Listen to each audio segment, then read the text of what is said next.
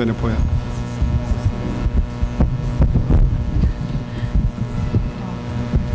Não sei se... Boa noite a todos. Que a paz do Mestre Jesus se faça presente entre nós. Qual a força de um ideal? Qual a tenacidade que podemos perceber nos idealistas? Idealista é todo aquele que escolhe algo para movimentar a própria vida.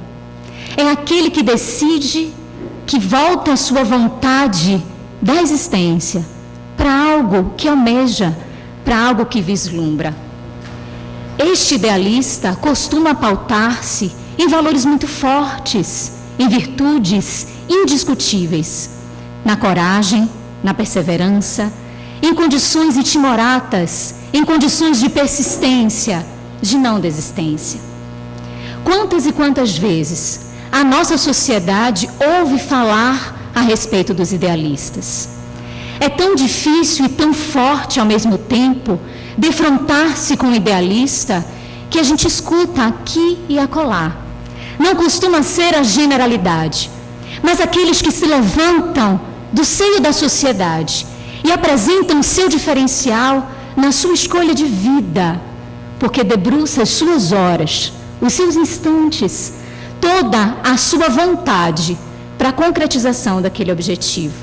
Por isso que às vezes não é tão visto, porque a nossa sociedade, nesses tempos modernos, tem carecido de idealistas que possam nos movimentar com o seu exemplo, que tragam para a gente a forma exata de viver, em consonância com o bem, com a vontade, com a caridade, com a beleza, com o amor.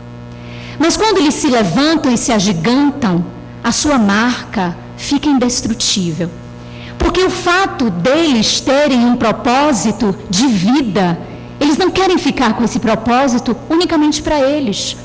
Eles desejam contagiar a todos aqueles que possam cruzar os seus caminhos.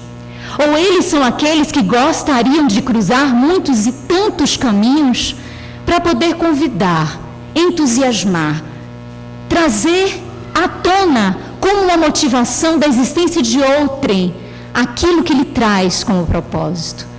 Isso pode se estender em diversas áreas.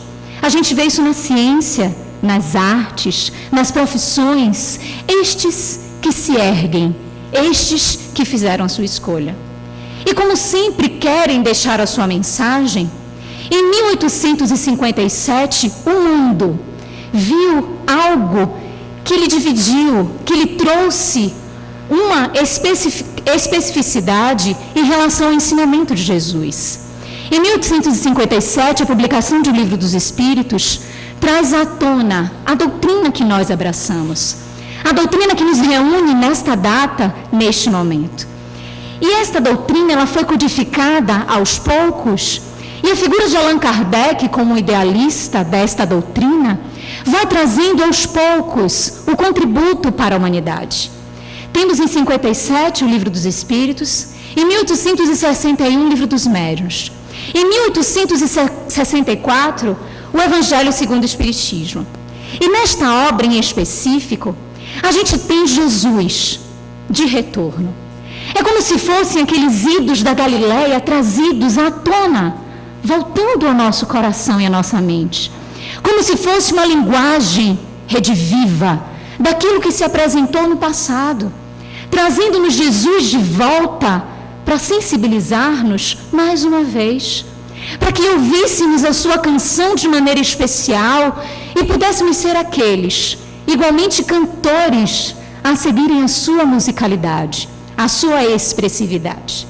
E neste livro abençoado, que todos nós deveríamos ter algum tipo de experiência com ele, porque os corações são consolados pela leitura do Evangelho segundo o Espiritismo. Quantas e quantas vezes abrimos ao acaso, entre aspas, e nos defrontamos com uma mensagem que conforta os nossos corações. Mensagens muitas vezes de idealistas, de espíritos que trilharam existências sucessivas, preparando-se para o momento de culminância da mensagem do Consolador prometido à Terra, a todos nós. E um destes trechos, um destes momentos, está no capítulo 9, se chama A Paciência. Se a gente encontrar este texto, e se a gente for mais adiante no capítulo 18, muitos os chamados, poucos os escolhidos, a gente encontrará um outro texto, dar-se-á aquele que tem, instruções dos Espíritos, ambos trazidos pelo mesmo Espírito, que assina no Evangelho como um Espírito amigo. A amizade é um dos maiores valores que o ser humano pode ter. Ser amigo sinceramente é ter no outro um apoio, um conforto, uma confiança, uma segurança de que não está a sós nas lidas da existência. Ter um amigo é ter alguém quem pode confiar, é ter alguém a quem pode confidenciar, é ter alguém que pode nos escutar, que pode nos trazer mensagens seguras, aconselhamentos determinantes para a nossa existência. Isso tudo robustece o conceito de amizade. E talvez tenha sido por isso que essa alcunha tenha sido escolhida, um espírito amigo, que nos traz a mensagem da paciência, compreendendo o que significa a dor, entendendo e nos descrevendo exatamente o que é sentir a dor, o que é passar pelas adversidades de uma existência e ter as agruras, os obstáculos a serem desbravados, a serem superados. Há pouco tempo depois, no próprio Evangelho, observar que aquele que tem será acrescido e aquele que não tem será retirado. E esse Espírito nos convida a refletir. Mas como pode aquele de onde provém a mensagem justa querer dizer que Deus vai nos retirar algo, se Ele mesmo nos proporciona e proporciona tudo com muita abundância? Como Ele poderia nos retirar algo, trazendo incoerência para que nós possamos interpretar a mensagem do amor da melhor forma possível? Um espírito amigo. Mas que espírito amigo é este? E por que assinou desta forma? Qual é a sua história? Ambas as mensagens foram trazidas em 1862, colocadas no Evangelho, cuja publicação foi em 1864. Qual é a sua história? Tem propriedade para falar sobre estes assuntos? Pode nos dizer sobre o Consolador prometido? Qual é a sua bagagem pessoal de construção da própria existência? Se nós recuarmos na notícia que temos deste Espírito, nós podemos chegar ao momento de Jesus e encontraremos uma mulher destacada na sociedade por conta do seu matrimônio, chamada Joana, conhecida como Joana de Cusa, por ser casada com Cusa, intendente de Antipas, Herode Antipas, filho de Herodes o Grande. E por ele ser intendente, ele trazia uma relação entre os romanos e os judeus. E muitas vezes trazia conveniência entre um e outro, tendo uma personalidade um tanto quanto pusilânime em alguns instantes. Como se atendesse a um, a depender das vantagens que ele pudesse retirar desta convivência, e atendesse a outro, quando também fosse conveniente aquele tipo de postura. E conviver com uma pessoa que oscila um pouco nas suas opiniões, ou oscila muito a depender dos interesses, faz-se árdua a tarefa. E Joana apresentava-se neste conflito. Como conviver com alguém que me traz tantas dificuldades, que não aceita os meus postulados do bem, do amor, de viver em passividade, viver de forma pacífica, a trazer sempre um contributo diferente para a família. Ela que tinha os seus 2 filhos, de que forma ela poderia continuar a conviver? Este era um conflito que ela trazia. E uma das suas servas, observando as suas dores de mulher muito singela, em que pese toda a sua grandiosidade no aspecto financeiro ou do poder à época, trouxe para ela uma esperança. O mestre está por perto e poderá conversar com ele. Mas que mestre é este? É Jesus, que escuta todos os corações, sem qualquer tipo de exceção. Ele não faz distinção nos corações a que ele vai escutar. a que ele vai dar a sua atenção. Então ela pensa por alguns instantes, imagina que talvez não seja positivo aquele encontro, mas resolve buscar o mestre após algumas reflexões. E ela posteriormente dirá que aquele instante em que ela encontrou o mestre e com ele travou um diálogo, ficou marcado para sempre nas fibras das suas estruturas espirituais. O magnetismo do Cristo vibrou e a cativou naquele instante que nunca mais ela pôde esquecer o que naquele encontro foi originado, o que daquele encontro foi provocado. Buscando Jesus e debruçando para ele o seu conflito, a sua dificuldade, começou a falar sobre o marido, sobre a personalidade difícil, sobre as dificuldades de manter o matrimônio dentro daquelas condições que se apresentavam. O mestre escutou-a. Só que o mestre, como ele sempre faz com todos nós, ele nos conhece. E ele nos indica sempre aquilo que nos é necessário, que nos é útil para a própria existência. De forma específica, a saber aquilo que precisamos e qual será o melhor norte a que possamos seguir. Após escutar Joana, o mestre então fala-lhe de Deus, fala da sua grandiosidade, do respeito que precisamos ter e louvar a esta divindade, a que coloca ao nosso alcance as possibilidades de transformação, coloca ao nosso alcance as possibilidades de redenção. Joana escutou, mas continuava sem entender o que o mestre queria dizer com tudo aquilo que ele expressava. E ele disse: Joana, minha filha, precisará olhar para o seu marido como um filho, devendo cuidar dele com todo carinho, com toda a proteção que uma mãe dedica ao seu filho. Deve observar em silêncio, durante muitas vezes em que o silêncio for necessário. Mas em outros instantes, se for convidada a falar, fale sim. Fale sobre o Deus que acredita, sobre a mensagem da Boa Nova que faz parte de você. Mas não imponha nada, porque ela imaginava que poderia impor alguma coisa para o marido, fazendo com que ele deveria ou devesse buscar esta mensagem, mesmo não acreditando, mesmo não concordando. E ele então diz: não força, porque não é assim que Deus age com os seus filhos. Deus respeita o livre-arbítrio, respeita a vontade. Então, por que nós iremos agir desta forma em relação aos nossos irmãos? Segue fiel até o fim. Naquele instante, o mestre pedia para Joana paciência. E séculos depois, ela escreve, no trecho da paciência que está lá no Evangelho, este pequeno trecho: a vida é difícil, eu o sei. Ela se compõe de mil nadas que são picadas de alfinetes que acabam por ferir.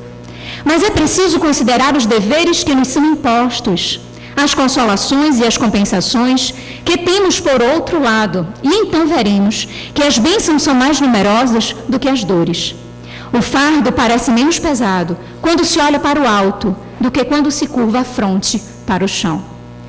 Esta frase, esse trecho que ela traz no Evangelho, representa exatamente o aprendizado nutrido ou iniciado ou fortalecido naquele instante. Porque ela retorna ao lar com as suas dores pessoais, imaginando que poderia evadir-se, mas o mestre pede paciência, pede continuidade. Porque o que ela não sabia é que na encarnação anterior a esta, como Joana de Cusa, ela tinha se defrontado com este espírito, que agora encontrava-se como Cusa. E ela não tinha tido comportamentos no matrimônio adequados. Então, seu casamento, naquele instante, era uma condição expiatória. E ela precisava fortalecer-se para resgatar aquilo que havia se comprometido em outro capítulo da tua existência. Então, por isso que o mestre, sabiamente, olhando a sua necessidade espiritual, a aconselha a ficar. E diz que logo mais ela terá a oportunidade de seguir aquilo que deseja, aquilo que almeja. Ela retorna ao seu lar e vai tentando, de forma a ajustar-se em convivência com aquele que era o seu esposo. Tempos depois, diante das dificuldades naturais a que veio passar, a que a cidade atravessava e a própria família em questões financeiras, o próprio Cusa, ele não fica mais presente fisicamente. Ele desencarna e aí começa uma nova história para Joana, que sempre teve tudo em condições materiais, mas que agora vai buscar através do trabalho, simples, que não lhe agride de forma alguma o seu próprio sustento e para os seus 2 filhos. Até chegado o instante que Humberto de Campos, no livro A Boa Nova, a psicografia de Chico Xavier, ele nos traz no ano de 68. Esta mulher, já envelhecida, ao lado de um rapaz jovem, atados à fogueira. E naquele instante, cristãos que apresentavam-se estavam sendo perseguidos pelo contexto daquela época.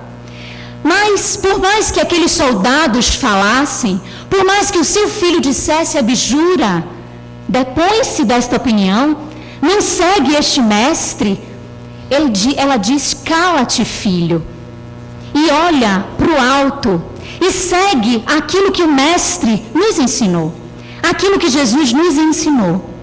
Nesse instante, o soldado que estava próximo diz, mas este mestre só lhe ensinou então a morrer?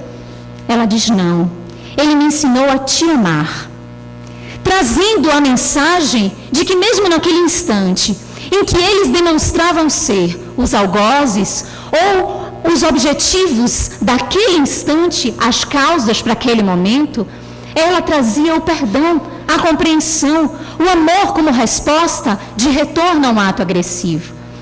Mas a gente pode perguntar, e o outro filho? Porque nem todos falavam, nem todos os textos falam sobre este outro filho. É num livro mais recente, Joana e Jesus, uma história de amor, do escritor César Saide, lá do Paraná, que traz para a gente a história deste outro filho. Joana teria tido dois homens, 2 rapazes, e como costumes da época, quando eram filhos masculinos, 2 rapazes, o mais velho era dedicado às questões religiosas, e o mais novo para as questões materiais.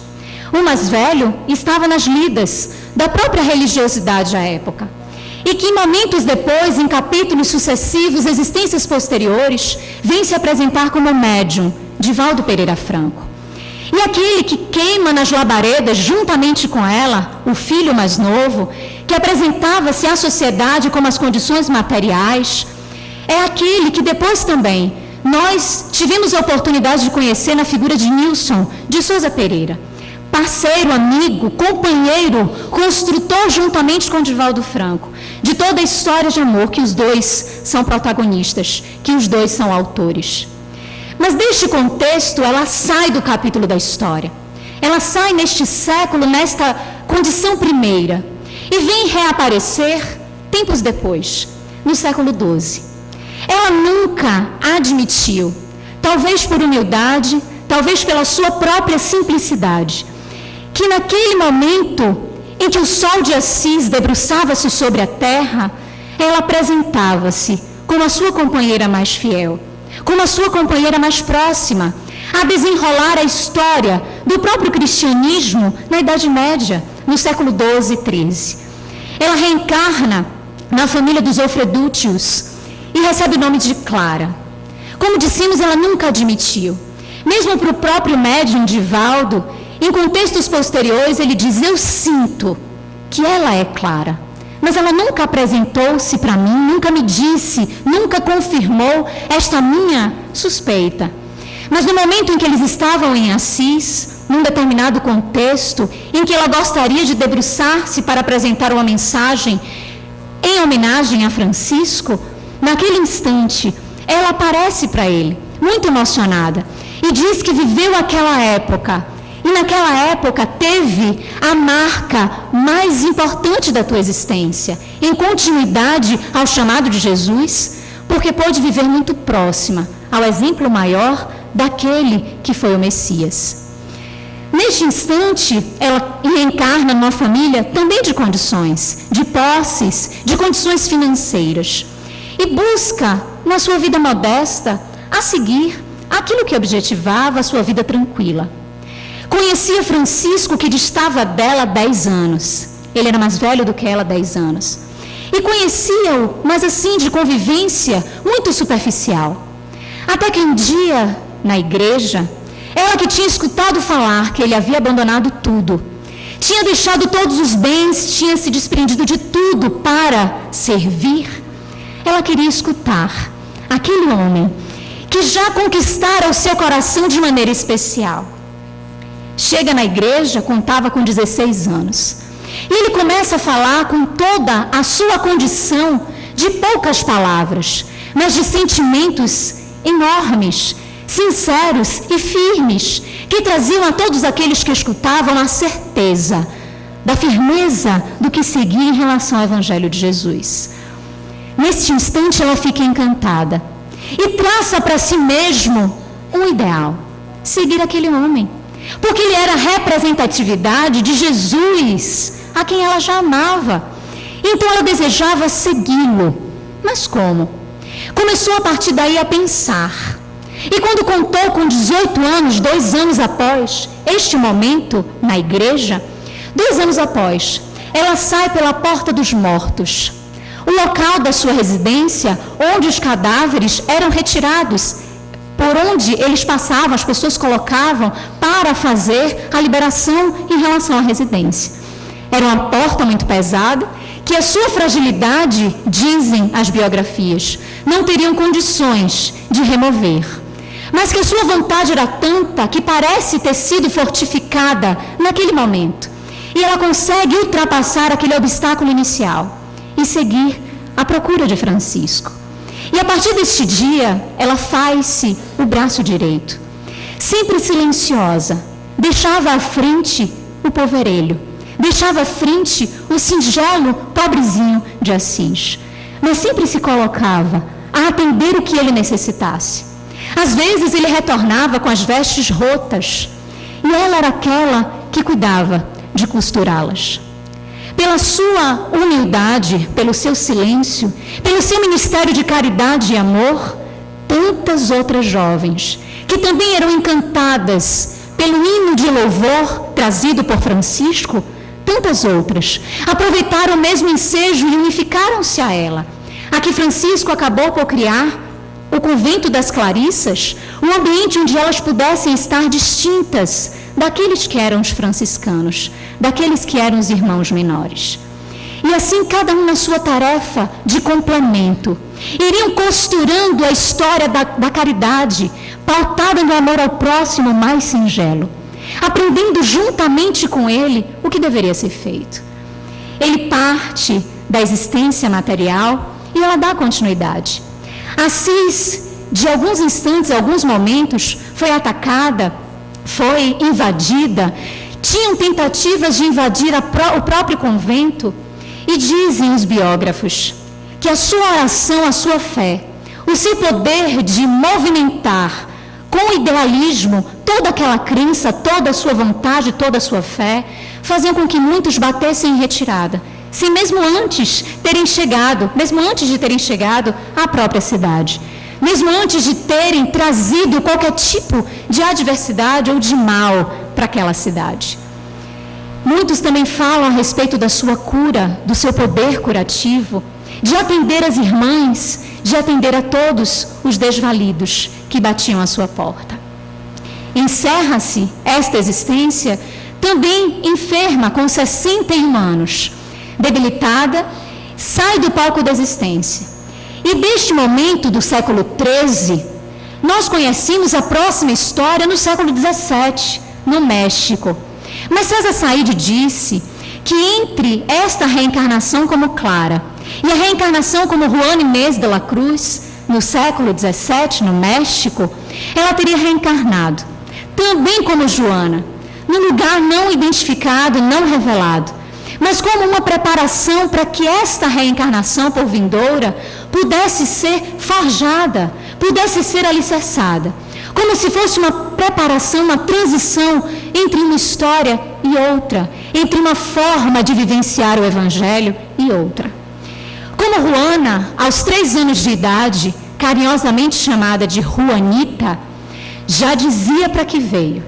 Apresentava-se admiradora das letras, gostava da erudição, Gostava dos verbetes, da linguagem, de tudo aquilo que pudesse demonstrar o saber. E com 3 anos de idade, ela volta-se para a professora da sua irmã e pede, e passa um recado que a sua mãe havia lhe dado. Minha mãe pediu uma criança de 3 anos, com as dificuldades, com as limitações que uma criança de 3 anos apresenta, mas também com a sagacidade que o Espírito apresentava, em ter a vontade de realizar aquilo a que veio realizar. E ela disse: a minha mãe pediu para que a senhora também me ensine, para que eu também receba as aulas e aprenda a ler e a escrever da mesma forma que a minha irmã. A professora achou um pouco estranho, mas começou a ensinar as primeiras letras. E antes mesmo dos 5 anos de idade, Juanita já estava lendo. A sua mãe descobriu aquele seu intento, aquela sua travessura. Pediu para que ela prometesse que nunca mais ela faria isso. Mas o seu pai disse: você gosta das letras? Gosta dos livros? E ela disse: gosto, pai. Mas as letras e os livros não são para as mulheres. As mulheres não podem realizar esse tipo de vontade. Para as mulheres são outras habilidades, são outros instrumentos. São os homens os atores, os realizadores desta vertente da vida.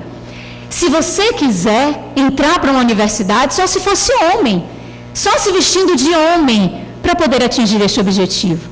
Ela começa, desde essa idade, a pedir à mãe: por favor, me veste de homem, porque me vestindo de homem desde agora, as pessoas vão se acostumar, e eu vou poder, na idade adequada, frequentar a universidade. Poderei realizar um sonho que tenho, do saber das letras. Mas, obviamente, os pais dela não atenderam a este pedido. E ela seguiu, tentando encontrar a forma de realizar tudo isso. Apresentava-se curiosa com tudo que tinha no seu lar. E lia, estudava, consumia o saber de forma impressionante. Com 14 anos, os seus pais ofereceram-na à corte, porque imaginavam que ali ela pudesse desbravar, para que ela pudesse desenvolver-se ou apresentar as suas habilidades. E num desses momentos na corte, foi feito um grande desafio, com homens sábios da época que frequentavam a cidade onde ela residia. E fizeram um grande laboratório, onde todos podiam perguntar o que quisessem. E ela estava disposta a responder o que eles perguntassem. Eles cansaram de tantas perguntas formuladas, porque para todas ela tinha resposta. Estarrecendo aos olhos de todos, por tão nova, por estar em tão tenra idade, e apresentar um conhecimento daquela magnitude. Só que ela se entedia da corte, porque apresentava muita futilidade, superficialidade. E ela, espírito, não se satisfazia com este tipo de atendimento e imaginava algo diferente para ela. Então seu pai lhe disse: ou o casamento ou o convento. Casar ela não queria. Ela imaginava que casar ela pudesse não conseguir realizar o seu sonho em relação ao saber. A mulher naquela época saía da condição de submissão paterna e era transferida para a condição de submissão marital. Então ela imaginava que o seu esposo, o seu futuro esposo, não fosse permitir que ela desenhasse a sua história. Então, neste contexto de escolha, ela escolhe o convento, por gostar muito de Jesus, mas também por saber que era um campo aberto para a intelectualidade. E a partir deste instante, frequentando o segundo convento, não o primeiro, porque a sua fragilidade não condizia com as condições que se apresentavam de martírios colocados em relação a punições e ao próprio ditame do convento, ela fica num segundo, onde ela se identifica e a sua cela, ela fica conhecida como a cela da monja da biblioteca. Conta os biógrafos que Juana Inês de la Cruz, ela tinha em seu poder, da sua propriedade, mais de 5.000 livros. Mas não eram obras a enfeitar uma estante. Eram obras lidas, estudadas, anotadas por ela.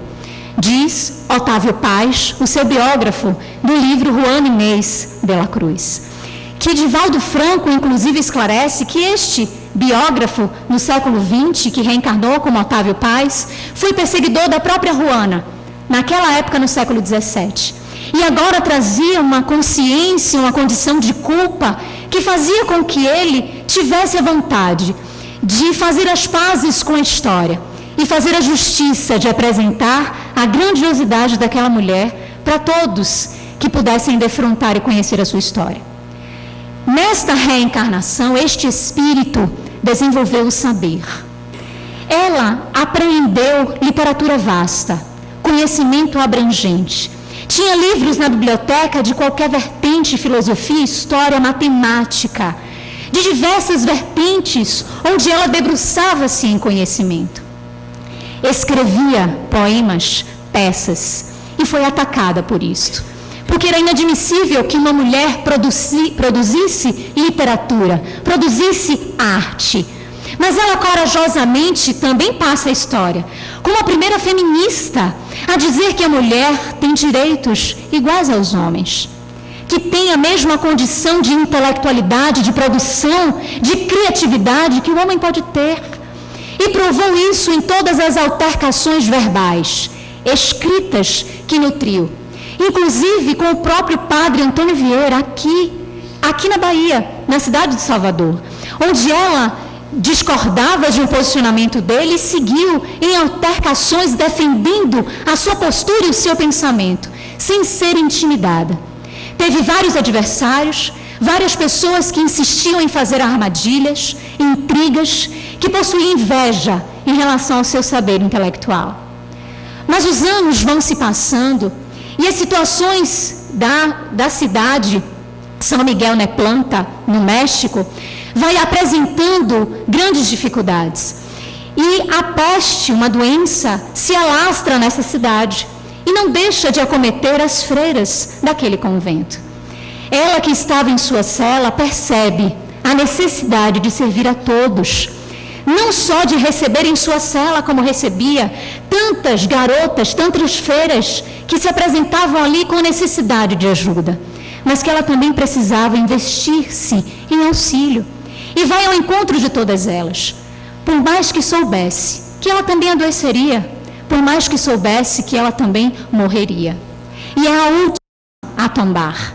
Após o atendimento sucessivo de todas, ou de quase todas, é a última a perecer, fechando mais um capítulo da sua existência, retornando ao plano espiritual com a sua reencarnação, que até mesmo quando reencarnou como Juana Inês de la Cruz, já estava programada a renascer em Salvador em 1762, a se chamar Joana Angélica de Jesus, ser conhecida por todos nós como aquela símbolo da independência da Bahia, consequência, da independência do Brasil, porque se apresentou como a Marte, aquela que pôde salvar vidas.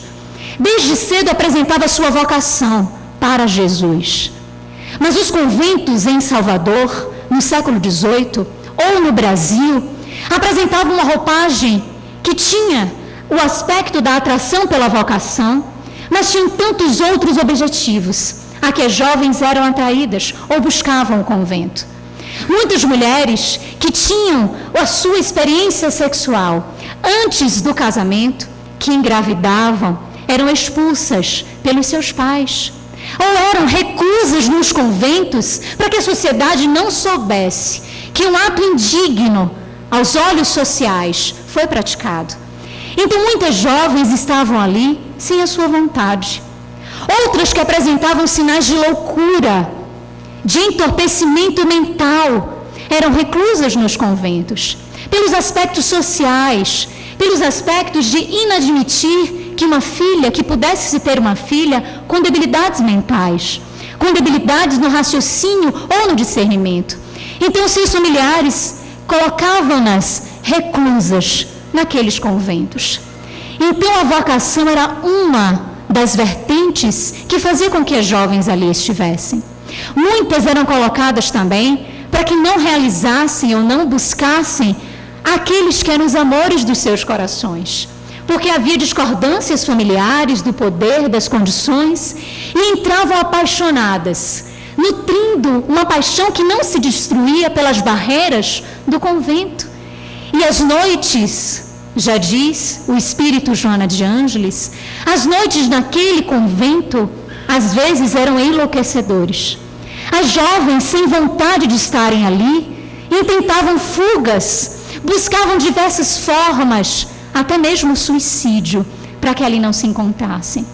Muitas que entraram grávidas, sem que as suas famílias soubessem, sem que as freiras soubessem, na calada da noite, realizavam abortos e eram socorridas pela mãe, Joana.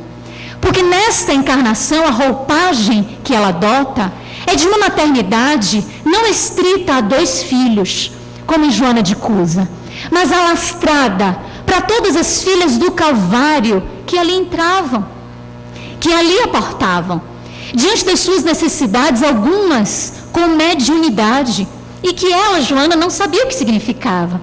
Mas diz César Saide, pela própria descrição de Divaldo Franco, que ela colocava a mão e as jovens acalmavam-se.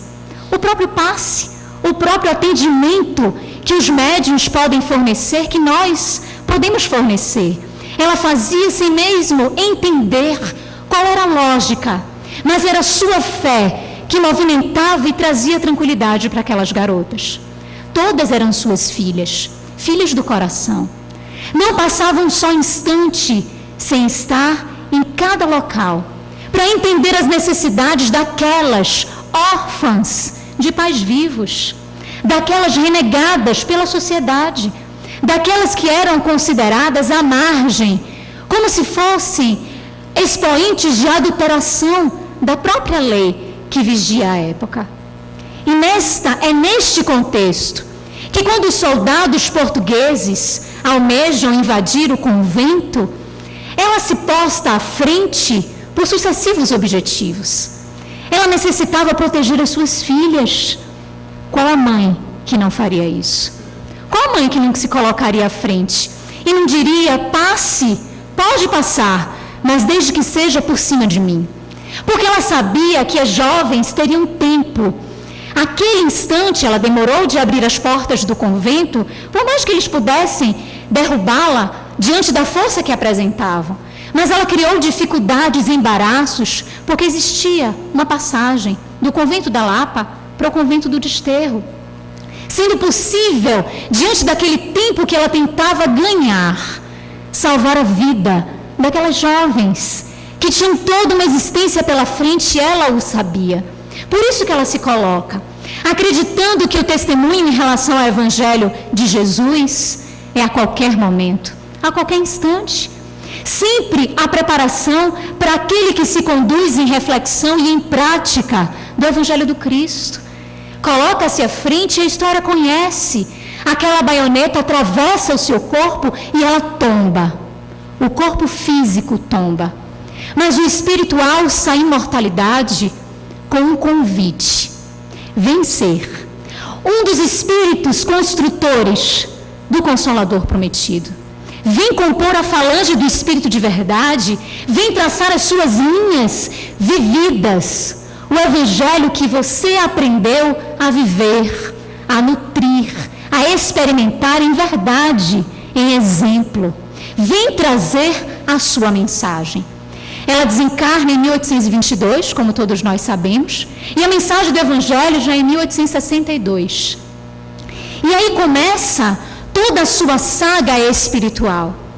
Esta imagem, Joana de Ângeles, abarcando todas estas personalidades.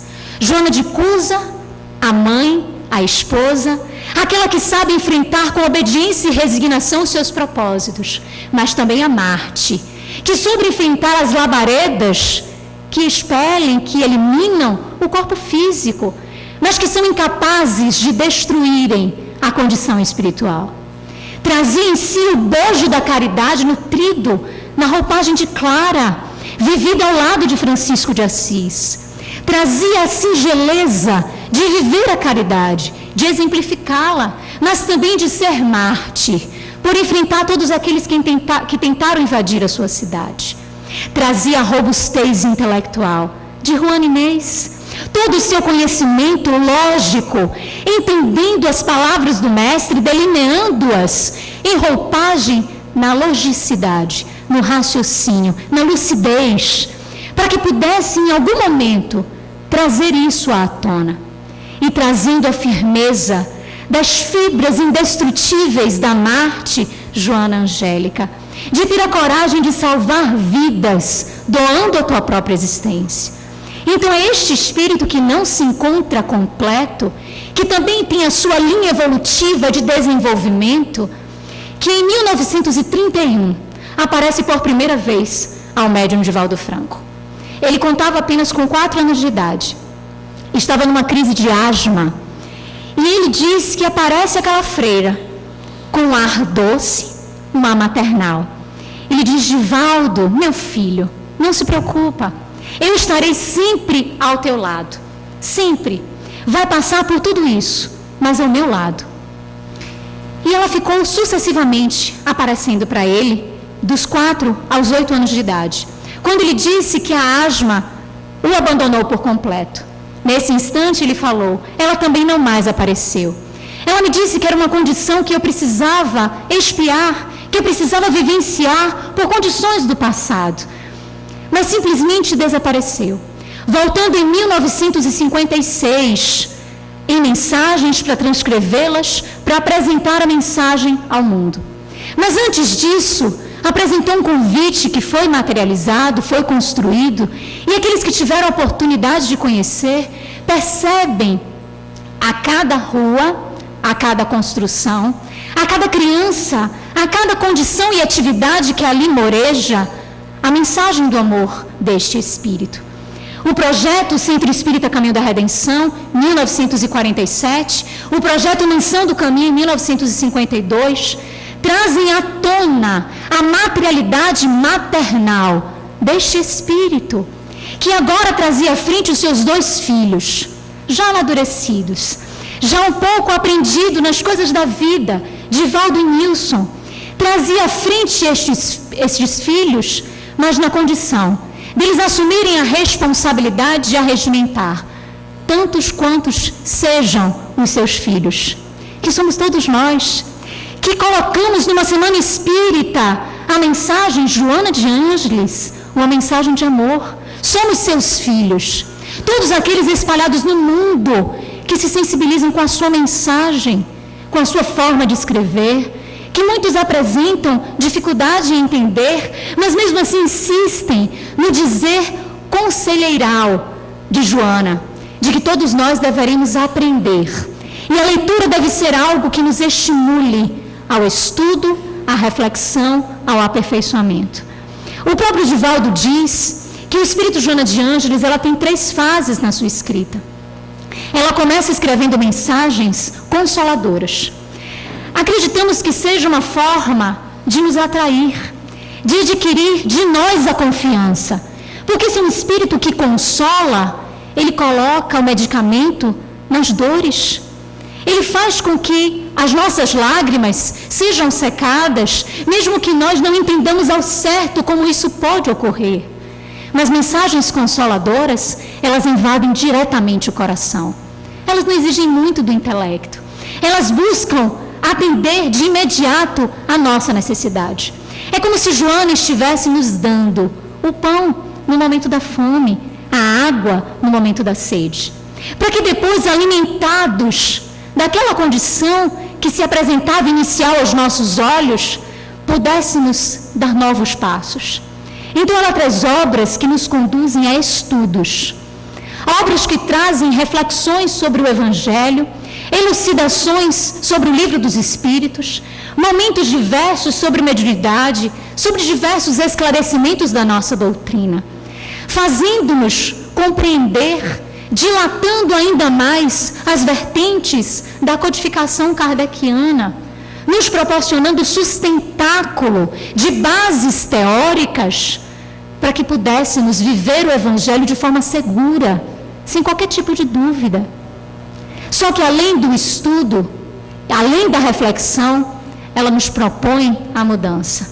E aí que vem, há 24 anos, a construção da série psicológica. Em 1989, ela inicia este périplo que se estende aos dias atuais, completando em 2014 esses 25 anos de história, de convite para que nós sejamos libertados, que fiquemos livres daquilo que nos traz amargura, daquilo que nos aprisiona. Joana fala de ego, de atavismos, de arquétipos, de condições e de conceitos que nos conduzem à reflexão de nós mesmos. Ela nos faz não sermos fiscais da reencarnação alheia. Ela nos faz observar a própria reencarnação. Ela faz questionamentos, perguntas, silogismos, ideias que nos conduzem ao autoconhecimento de cada um de nós, para que nós façamos a viagem tão adiada ao longo dos séculos, a viagem e o defrontar com a nossa própria realidade. Ela nos propõe um encontro com a verdade, para que a gente deixe no passado as dores e os sofrimentos que a culpa nos traz. É como se nós estivéssemos aqui presentes, tentando viver a presente reencarnação, presente de Deus, que apagou da nossa mente informações que poderiam nos conduzir a uma existência que não fosse exitosa, nos nossos erros, das nossas falhas. Só que parece que a gente arrasta correntes destes erros, como se nós não quiséssemos nos libertar. Então ela faz uma sucessividade de obras, de convites, para que nós eduquemos a nossa própria realidade, para que nós encontremos a fórmula do Evangelho de Jesus nos libertar desta sede a que apresentamos nas sucessivas reencarnações, deste incômodo que carregamos e do qual faz com que estejamos amarrados uns aos outros, aos espíritos que estão no plano espiritual, que investem em nós com as suas características obsessivas, porque fizemos algo de errado em relação a eles, porque não concedemos ou não pedimos o perdão, porque não tivemos a realidade do amor a iluminar os nossos passos e preferimos a eleição do orgulho, do egoísmo, das mazelas viciosas e comportamentais. É como se ela nos dissesse: basta. Quanto tempo mais seria preciso? É preciso que Jesus retorne, mas não é Ele que retorna com o Consolador prometido? Não é Ele que está em todas estas linhas que falam não de outra coisa, a não ser do seu Evangelho libertador? Não são estas linhas que nos descrevem o auto-perdão, o não julgamento em relação ao outro, a indulgência, a compreensão, a convivência fraternal e o amadurecimento a que todos nós precisamos trilhar? Todas as suas mensagens, todos os seus livros trazem esta robustez. Há 16 anos, também juntamente com Divaldo Franco, nós conhecemos o movimento Você e a Paz. Uma vertente de conduzir a paciência, trazida por ela no Evangelho, como uma forma disseminada entre todos nós. Paz não nasce porque eu quero no seio da sociedade, no momento que eu quero. Nasce dentro de mim. A paz é algo interior. Por isso que muitas vezes chegavam para Jesus e diziam: me perdoe, estou retirando a tua paz. Ele dizia: mas como perturbar a paz? A paz é algo interno, construído, alicerçado interiormente. Não há como ser perturbado por nada que está externo, porque são coisas superficiais e temporárias, que não mexem, que não abalam, com as estruturas fincadas na verdadeira paz. E ela propõe, inicialmente, a cidade de Salvador, depois as cidades do estado da Bahia, propõe ao mundo, na roupagem do médium Divaldo Franco, esta proposta da paz, levando a todas as partes a mensagem que a paz começa em cada um de nós. O aspecto de viver a não violência, de trazer para si aquele compromisso de que qualquer dificuldade ali vai se encerrar. Qualquer grosseria e agressividade que venha, é ali que tem o ponto de encerramento. Não vai haver continuidade. Não vai ser disseminado, não vai ser propagado aquele ato de violência, porque a água alicerçada na paz sincera, vai ser o receptáculo de todo aquela condição de rebeldia ou de violência. Então é este Espírito que é responsável pela educação das almas na nova era. Divaldo Franco disse que Emmanuel e Jonas de Ângeles foram os dois destacados para educar a toda a humanidade, apresentando esclarecimentos do Consolador prometido, na figura de Chico Xavier e de Divaldo Franco, apresentando a todos a indiscutibilidade da imortalidade, o quanto nós poderíamos viver com muito mais felicidade se soubermos acreditarmos de verdade aquilo que já sabemos teoricamente. Se nós soubermos que tudo que está aqui nos é temporário e que a dificuldade e a dor, por mais difícil que seja, ela passa, ela tem o seu tempo, ela tem o seu ensinamento, ela tem a sua condição necessária, mas ela passa, porque ela traz o seu contributo e segue. Ela não fica para todo o sempre conosco, a não ser que nós mesmos perduremos por própria teimosia pessoal, por ausência de vontade de transformação. Mas mesmo assim somos impulsionados a todos os instantes pelos investimentos da espiritualidade, para que busquemos a própria educação. Então é este Espírito a que esta semana elegeu homenagear, estudar, refletir, debruçar-se, evocar, trazer para mais perto o Espírito Joana de Ângeles com todos os seus exemplos, com seus exemplos do passado, com seu exemplo do presente instante. Todas as construções que fez e que faz, não só através do médium Divaldo Franco, mas através de tantas casas espíritas que adotam o seu nome, que sentem-se vinculadas e que estão vinculadas ao seu amor maternal, por toda a realidade que ela movimenta, por todos aqueles que são afins à sua forma de educar, à sua condição de esclarecimento. Que a mensagem do amor que ela pode nos trazer no exemplo, que foi riscado na história, traçado, escrito, muito bem estruturado em todas as suas páginas, esse exemplo possa ser motivador para o nosso ideal. Nós somos idealistas. Nós somos aqueles que abraçamos a doutrina dos Espíritos, a doutrina da consolação. Se somos estes, elegemos atravessar um momento difícil da transição como seres conscientes deste momento. Não somos aqueles que estão no seio da sociedade enlouquecidos, desconhecedores das responsabilidades e do gravame deste presente momento. Somos aqueles que elegemos, pedimos por misericórdia, que as nossas faltas elas pudessem ser apagadas, serem reconsideradas diante do que iríamos fazer em relação ao Consolador que já estava na terra.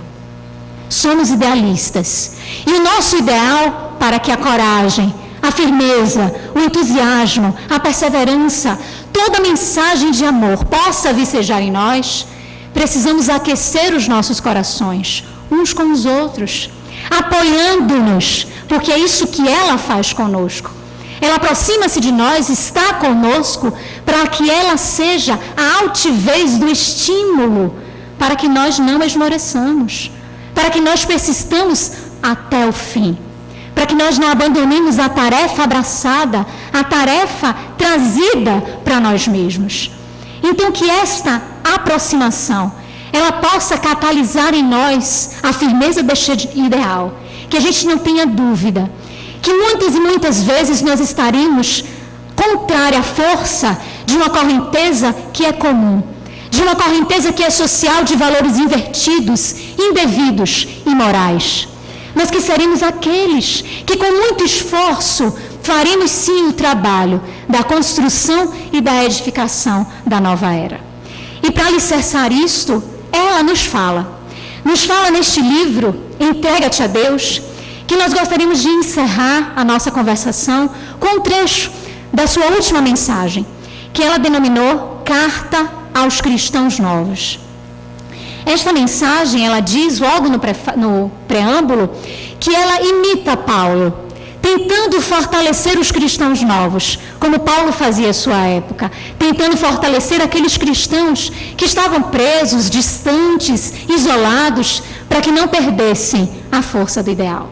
E ela nos diz: mais do que nunca, o Senhor necessita de mulheres e homens dispostos a dar-lhe, se necessário, a vida em holocausto de amor e de silencioso sacrifício.